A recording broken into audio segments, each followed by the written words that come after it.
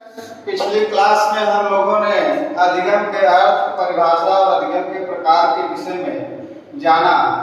आज हम लोग अधिगम के सिद्धांत के विषय में जानेंगे। अधिगम के सिद्धांत में हम ये जानेंगे कि अधिगम का जो सिद्धांत है, शिक्षण को सरल एवं सुगम बनाने के लिए बहुत पहले से ही उस पर लगातार मनोवैज्ञानिकों ने रिसर्च किया। उसके बाद उन्होंने यह पाया कि हम शिक्षण को किस तरह से सरल बना सकते हैं। उसके लिए उन्होंने 4 प्रकार के सिद्धांत दिए। पहला दिया उन्होंने क्रियाशीलता या करके सीखना। उन्होंने कहा कि जो बच्चे होते हैं उनके अंदर स्वाभाविक रूप से क्रियाशीलता रहती है। उस क्रियाशीलता को वह करके सीखने में प्रकट करते हैं। जैसे किसी चीज को सीखना है तो वह अपने से वो सीखते हैं।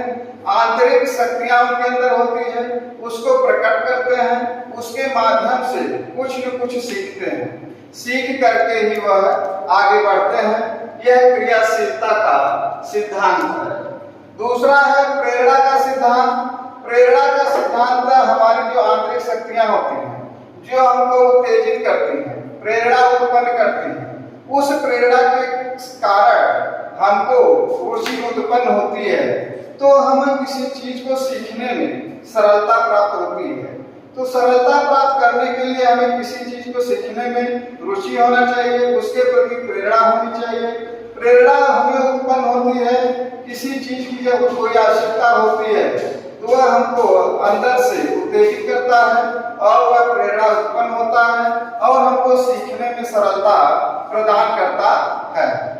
तीसरा है रुचि का सिद्धांत। जब तक हमारे अंदर किसी चीज के प्रति रुचि नहीं होगी तब तक हम लोग सीख नहीं पाएंगे। किसी चीज को सीखने के लिए रुचि उत्पन्न होना चाहिए। तो यदि हम जैसे मान लीजिए किसी चीज को पढ़ रहे हैं तो पढ़ने के लिए हमें उसके प्रति रुचि होना चाहिए। यदि हमें रुचि हमारे अंदर नहीं होती है तो हम उस विषय को आसानी से सीख नहीं पाएंगे। जैसे मैथ है, यदि हम मैथ को सीखना चाहते हैं तो मैथ यदि हमारी उसमें रुचि नहीं है तो हमको मैथ एक बोझ सा प्रकट होगा और मैथ हम आसानी से सीख नहीं पाएंगे। इसलिए कहा जाता है कि बच्चों के अंदर रुचि उत्पन्न करना शिक्षक का कार्य है। जब तक शिक्षक उसके अंदर रुचि उत्पन्न नहीं करता है तो वह उसको पढ़ने में मन नहीं लगेगा और वो उसको कठिनाई महसूस करेगा।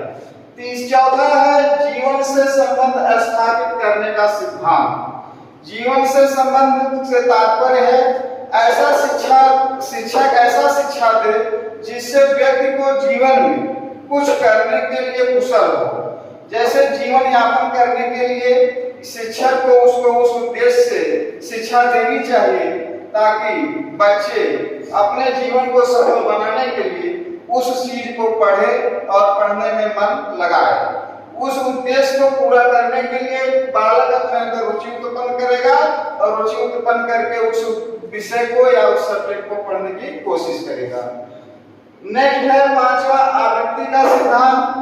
आवृत्ति का सिद्धांत से तात्पर्य है बार बार वृत्ति करना, बार बार अभ्यास करना, जिससे बालक बार बार अभ्यास करके वह किसी चीज को अतिशीघ्र सीख सकता है। जैसे मान लीजिए एक उदाहरण है रसरी आवत जात सिर पर पड़त निशान। रसरी जब आते जाते पत्थर पर निशान बना देती है, उसी तरह बालक किसी चीज को सीखने के लिए बार बार अभ्यास करने से वह आसानी से सीख लेता है। इसलिए हम कहते हैं कि बच्चों को बार बार अभ्यास करना चाहिए।